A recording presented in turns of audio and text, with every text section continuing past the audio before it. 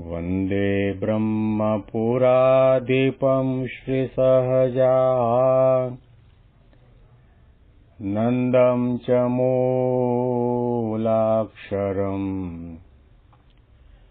શ્રેયસ્કારણસદ્ગુણૈકનિલયम् શ્રીપ્રાગજીં ભાવત બ્રહ્મોપાસનધારકં ગુરુહરિં યજ્ઞં તથા યોગિનં પ્રીત્યેવં પ્રમુખં મહંતમનિશં શ્રીજીસ્વરૂપં મુદા. મહિમાનો મહિમા પ્રવચન માળામાં આજે 20મી જૂન 2024 ગુરુવારના દિવસે તમામ સંતો હરિભક્તોને મારા સાષ્ટાંગ પ્રણામ. જય સ્વામિનારાયણ. હેપી વચનામૃત દ્વિશતાબ્દી મહોત્સવ. હેપી પ્રમુખ સ્વામી મહારાજ શતાબ્દી મહોત્સવ. ગઈકાલથી આપણે ગઢડા અંત્ય પ્રકરણનું 12મું વચનામૃત કરામતનું વાંચવાનો પ્રારંભ કર્યો, જેમાં શ્રીજી મહારાજ આપણને સૌને કેવા ભક્ત કે કેવા સાધુ કે કેવા સત્સંગી બનાવવા છે એના માટે શિક્ષાના વચનો કહી રહ્યા છે. સામે બેઠેલા તમામ સંતો હરિભક્તોને મહારાજે કૃપા કરીને એવી વાર્તા કરી કે જેને પોતાનું કલ્યાણ ઈચ્છવું તેને કોઈ પ્રકારનું માન રાખવું નહીં. કેવું માન નહીં કે હું ઉચ્ચ કુળમાં જન્મ પામ્યો છું, કે હું ધનવાન છું, કે રૂપવાન છું, પંડિત છું, એવું કોઈ પણ પ્રકારનું માન મનમાં રાખવું નહીં. અને ગરીબ સત્સંગી હોય એના પણ દાસાનું દાસ થઈને રહેવું. કલ્યાણ માટે મહારાજે આપણને ઘણી બધી સાધનાઓ બતાવી છે. આપણે અમુક અંશે આપણી સમયની અનુકૂળતા, શરીરની તંદુરસ્તી, આર્થિક વ્યવસ્થા, કૌટુંબિક પારિવારિક સાનુકૂળતા પ્રમાણે એ બધું કરતા હોઈએ છીએ. પ્રાતઃ પૂજા પણ કરીએ છીએ, તિલક ચાંદલો પણ કરીએ છીએ, દેવ દર્શન કરવા માટે પણ જઈએ છીએ, દાન ધર્માદો પણ કરીએ છીએ, રવિવારની સભામાં પણ જઈએ છીએ, નાની મોટી સેવાઓ પણ કરીએ છીએ. પણ મહારાજે કહ્યું કે આ બધું કરવું સારું છે, પણ એ બધું કરવું અતિ સારું ક્યારે કહેવાય કે એના પાયામાં નમ્રતા હોય તો. અહંકારનો, ઘમંડનો, ઈર્ષ્યાનો, રાગદ્વેષ, અસૂયાનો, સ્વભાવનો, પ્રકૃતિનો, દેહાભિમાનનો ત્યાગ કરીને મનગમતું મૂકીને મહારાજ અને સ્વામીની મરજી પ્રમાણે ગરીબ હરિભક્ત હોય એનો પણ દાસાનો દાસ થઈને સેવા કરે તો એ કોઈ પણ નાની મોટી આપણી આધ્યાત્મિક ક્રિયા છે, ભક્તિ સમાન બની જાય છે અને એના દ્વારા ભગવાન અને સંત રાજી થાય છે. અને ભગવાન અને સંત રાજી થાય એમાં આપણા આત્માનું કલ્યાણ થાય છે. આપણા સાધના કે સત્સંગના માર્ગની અંદર મોટા મોટું વિઘ્ન કંઈ પણ હોય તો ઓછા વધતા પ્રમાણમાં આપણા દિલ દિમાગની અંદર કંઈક ને કંઈક અભિમાન છે. મારો જન્મ ઉચ્ચ કુળમાં થયો છે, હું પંડિત છું, વિદ્વાન છું, રૂપવાન છું, ધનવાન છું, સત્તાવાળો છું, 5-50 માણસો મને પૂછીને કામ કરે છે. એવી રીતે સંતોના માટે હું કોઠારી છું, ભંડારી છું, પૂજારી છું, ટ્રસ્ટી છું, હું વિદ્વાન છું, આટલી મોટી વ્યાસપીઠ ઉપર બેસીને હજારો માણસોની વચ્ચે કથા પારાયણ પ્રવચન કરું છું. મારા જેવી સેવા કોઈને ન આવડે. મેં કેટલો બધો સત્સંગનો વિકાસ કર્યો, મંદિરનો વિકાસ કર્યો, ઘણું બધું કાર્ય કર્યું, એનું પણ આપણને સૂક્ષ્મ સ્વરૂપે અભિમાન હોય છે. ભલે કદાચ આપણે બોલીએ નહીં, પણ હૈયામાં માન બેઠું છે. સભામાં જઈને આપણને બેસીએ ત્યારે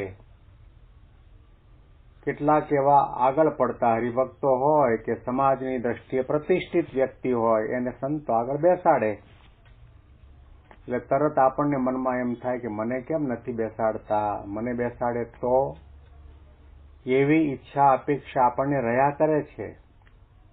એનો અર્થ એ થયો કે આપણે જે કંઈ સેવા કરીએ છીએ અથવા તો આપણી પાસે ધન સંપત્તિ છે એનું આપણને અભિમાન છે. અભિમાન, મહંત સ્વામી મહારાજના શબ્દો યાદ કરીએ, માન જ આપણું બધું બગાડે છે.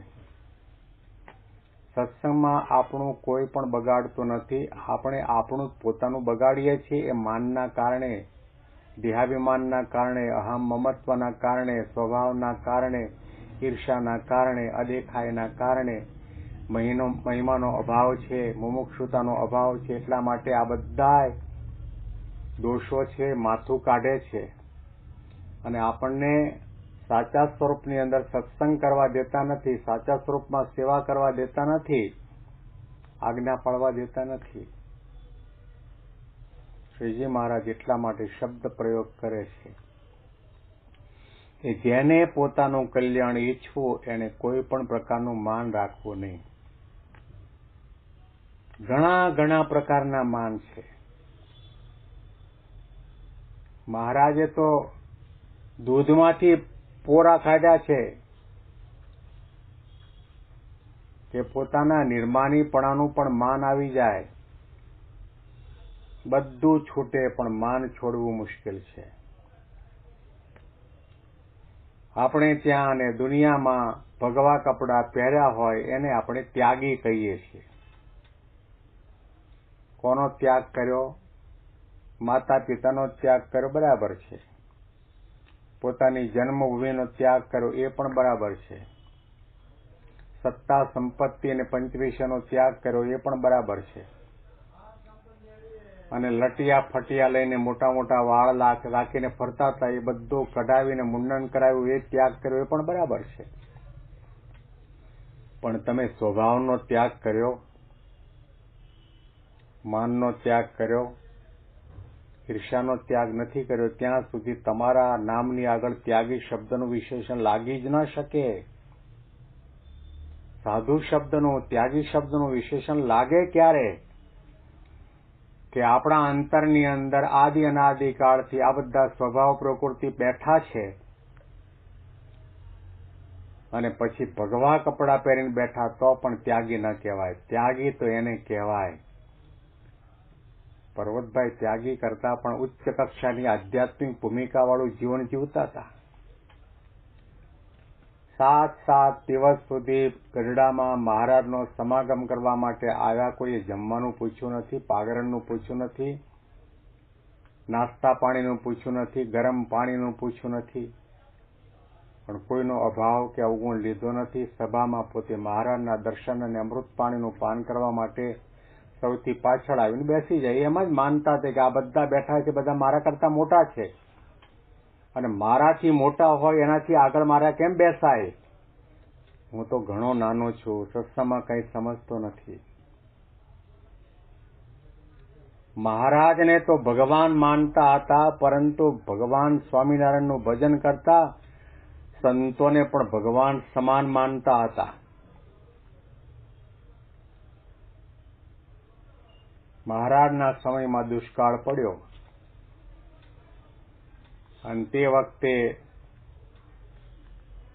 મહારાજે સંતોને કહ્યું કે હવે અત્યારે દુષ્કાળનો સમય છે, તમે ઘેર ઘેર જઈને ભિક્ષા માંગવા જાઓ. બિચારા એ લોકો પોતાનું પેટનો ખાડો પૂરી શકતા ન હોય તો આપણે એમને તકલીફ થાય એવું નથી કરવું. હમણાં નહીં જતા, કોઈ ગામડે વિચરણ માટે નહીં જતા. પર્વતભાઈએ મહારાજને કહ્યું, મહારાજ, બીજાના માટે તો એક દુષ્કાળ છે, પણ અમારા માટે 2 દુકાળ. કે કેવી રીતે? કે સંતો અમારે ત્યાં આવતા બંધ થયા. અમે પણ સંતોને તમારું સ્વરૂપ માનીએ છીએ. એનો સમાગમનો લાભ નથી મળતો, એની સેવાનો લાભ નથી મળતો. મહારાજે ખટરસના નિયમ દીધેલા સંતોને, તો પણ કોઈ હરિભક્તે આવીને આખું ગાડું ભરીને શેરડી લઈ આવ્યા સાંઠા. મહારાજને વિનંતી કરી, મહારાજ મારી ઈચ્છા છે તમે બધા સંતોને આ શેરડી જમાડો. અને શેરડીના કટકા બધા તૈયાર થયા અને મહારાજે બધા સંતોને કહ્યું, સંતો મારી પાસે આવીને એક એક ખોબો શેરડીના કટકા લઈ જાઓ. સંતોને આપ્યા પછી પર્વતભાઈને બોલાવ્યા. પર્વતભાઈએ કહ્યું, મહારાજ મારે તો ખટરસના નિયમ કે કેવી રીતે કે તમે સંતોના ખટરસને નિયમ આપ્યા છે ત્યારથી અમે પણ નક્કી કર્યું કે અમારા સંતો ભગવાનનું સ્વરૂપ કહેવાય. એ જો શેરડી ન જમતા હોય તો આપણાથી કેમ જમાય? ધોળા કપડામાં હતા તો પણ એમણે ત્યાગ હતો. એ ભક્તપણું હતું, નિર્માનીપણું હતું. કહેવાનું તાત્પર્ય એ છે કે આપણે જે કંઈ કરીએ છીએ, બાહ્ય રીતે સેવા કરીએ છીએ, બાહ્ય રીતે સત્સંગ કરીએ છીએ, બાહ્ય રીતે નિયમ ધર્મ પાળીએ છીએ, બાહ્ય રીતે પૂજાપાઠ કરીએ છીએ. સત્સંગ છે આંતરિક વિષય છે. સેવા, ભક્તિ, નિયમ ધર્મનું પાલન, નિષ્ઠા વગેરે આંતરિક છે. બાહ્ય રીતે કરીએ તો 5% છે ને આંતરિક 95% આપણે કરવાનું બાકી છે. માને કરીને કરતા હોય તો કઈ નકામું છે બધું. જે ગમે તેટલું લાખોનું દાન કરતા હોય તો ત્યાગ કરતા હોય, તપ કરતા હોય, નકામું છે. કનક તજો કામિની તજો, તજો ધાતુકો સંગ, તુલસી લઘુ ભોજન કરી જીવે માન કે રંગ. કનક એટલે સોનાનો ત્યાગ કરવો સહેલો છે. કામિની એટલે સ્ત્રીનો ત્યાગ કરવો પણ સહેલો છે. ધાતુ માત્રનો ત્યાગ કરવો સહેલો છે. પરંતુ તુલસીદાસજી કહે છે લઘુ ભોજન કરી જીવે માન કે રંગ. માન માટે જીવતા હોય છે, માનનો ત્યાગ કરવો બહુ કઠણ છે. લોઢાના ચણા ચાવવા જેવી બાબત છે. આપણા સદગુરુ સંતો જુઓ, ત્યાગલુ સ્વામી, કોઠારી સ્વામી, ડોક્ટર સ્વામી, ઈશ્વર સ્વામી, વિવેક સાગર સ્વામી, આનંદ સ્વરૂપ સ્વામી, અક્ષરચંદ સ્વામી, આ બધા એક એક બ્રહ્માંડ લઈને ઉડે એવા છે. પણ કેવા હાથ જોડીને હરિની હજુરમાં રહે છે. એમની ક્રિયામાં, એમના બોલવામાં, એમના વર્તનમાં, એમની વાણીમાં ક્યારેય પણ અહંકારનો અંશ આપણને ન દેખાય. એમાં ત્યાગોલો સ્વામી અને આનંદ સ્વરૂપ સ્વામીના પ્રવચનો આપણે સાંભળીએ ત્યારે આપણને લાગે, ભલે ત્યાગોલો સ્વામી આંખો બંધ કરીને બોલતા હોય પણ આપણને લાગે કે મહારાજની મૂર્તિને ધારીને બોલે છે. મહારાજનું સુખ લઈ રહ્યા હોય, પોતાના માટે જ વાતો કરતા હોય એ રીતે. ઉપદેશની વાત જ નહીં.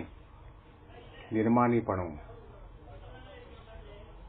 જેના નિર્માની ભગવાન તેના જનને સિદ્ધ જોઈએ માન.